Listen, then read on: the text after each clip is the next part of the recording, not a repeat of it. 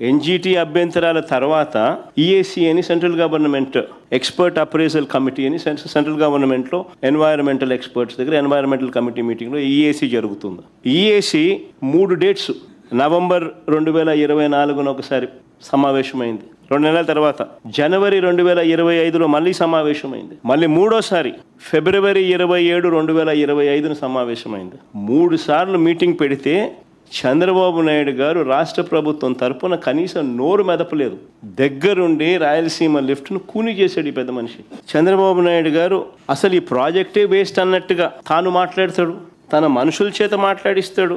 అయ్యా చంద్రబాబు, నేను అడుగుతా ఉన్నా. ఆయన అంటాడు, ఆయన మంత్రి అంటాడు, శ్రీశైలం డెడ్ స్టోరేజ్లో ఉండేది 34 టీఎంసీలే, అందులో ఏపీ వాటా 22 టీఎంసీలే, దీనికోసం లిఫ్ట్ ఎందుకని చంద్రబాబు అంటాడు. అయ్యా చంద్రబాబు, నీవు అసలు మనిషివేనాయా? నీకు అసలు బుద్ధి జ్ఞానం ఉందా అని అడుగుతా ఉన్నా. డెడ్ స్టోరేజ్ సంగతి దేవుడు ఎరుగు. అటువైపున 777 అడుగుల నుంచి 825 అడుగులకే రోజుకి 8 టీఎంసీలు శ్రీశైలం నుంచి ఖాళీ అవుతూ ఉన్నాయి. 881 అడుగులు ఎప్పుడు చేరుతాయి? ఆ తర్వాత పోతిరెడ్డిపాడు నుంచి నీళ్ళు ఎప్పుడు కిందికి వస్తాయి? ఈ ప్రాజెక్టు ఉండడం వల్ల నీకు 800 అడుగుల్లోనే నువ్వు కూడా 3 టీఎంసీలు డ్రా చేసుకునే కెపాసిటీ, ఒక ఇన్సూరెన్స్ నీకు ఉంటుంది. ఈ మాత్రం కూడా జ్ఞానం లేదు పెద్ద మనిషికి. రాష్ట్ర ప్రయోజనాలను, కరువు పీడిత రాయలసీమ నెల్లూరు ప్రయోజనాలను చులకన చేసి కూడా మాట్లాడుతూ ఉన్నారు. ఆ లిఫ్టులు, ఆ స్టెబిలైజింగ్ రిజర్వాయర్లు అంటాడు స్వామి. రిజర్వాయర్లు కాదు స్వామి కట్టిందాడా, స్టెబిలైజింగ్ రిజర్వాయర్లు. అవి కట్టకపోతే కుప్పంకు, చిత్తూరు జిల్లాకు తాగునీళ్లు కూడా పోవు. తాను పుట్టింది చిత్తూరు జిల్లా, ఆ జిల్లా మీద మమకారం లేదు.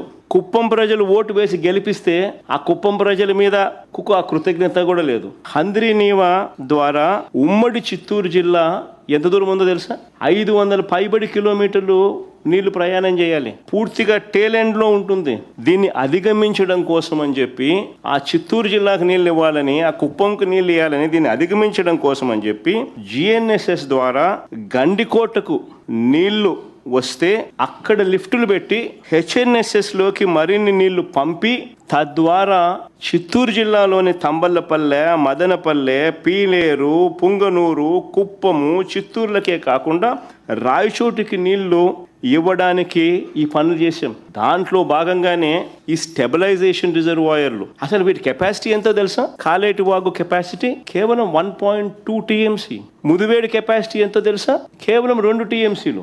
నేటిగుంటిపల్లి కెపాసిటీ ఎంతో తెలుసా? కేవలం 1 టీఎంసీ. ఆవులపల్లి కెపాసిటీ ఎంత తెలుసా? కేవలం 3 టీఎంసీలు. మా హయాంలో ఈ ప్రాజెక్టులు కట్టాం. ఈ స్టోరేజ్ కెపాసిటీ కన్నా లేకపోతే నీళ్ళు ఎలా ప్రవహిస్తాయి? ప్రజలు గొంతు ఎలా తడపాలి అనే ఆలోచనలు లేవు వెనుకు. ప్రజలు అల్లాడుతూ ఉంటే వాళ్ళకి ఎలా మంచి చేయాలి అనే ఆలోచనలు పుట్టవు వెనుకు. దిక్కుమాలిన అబద్ధాలు, దిక్కుమాలిన మోసాలు. రాయలసీమ లిఫ్ట్ ప్రాజెక్ట్ అనేది కొత్త ప్రాజెక్ట్ కాదు. It is not a new project.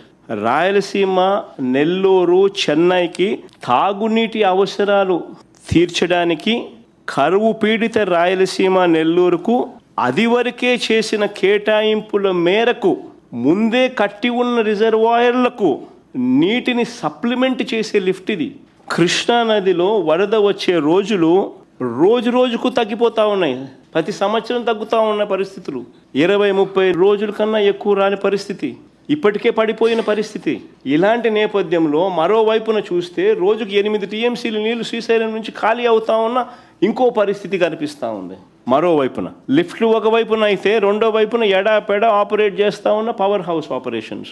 కనీసం అటువైపున నీళ్లు తాగడానికి ఉండవు, కరువు పీడిత ప్రాంతం అది అని చెప్పి కనీసం ఆలోచనలు కూడా లేకుండా ఎడాపెడా పవర్ హౌస్ ఆపరేషన్స్ చేస్తూ ఉన్నారు. శ్రీశైలం నుంచి 777 అడుగుల నుంచి 825 అడుగులు నుంచే తోడేస్తూ ఉన్న పరిస్థితి, నీళ్లు ఖాళీ అవుతా ఉన్న పరిస్థితి. మరి ఈ తక్కువ సమయంలో ఆల్రెడీ కట్టి ఉన్న ప్రాజెక్టులకు నీరు నింపలేని పరిస్థితిని సరిదిద్దే కార్యక్రమమే రాయలసీమ లిఫ్ట్.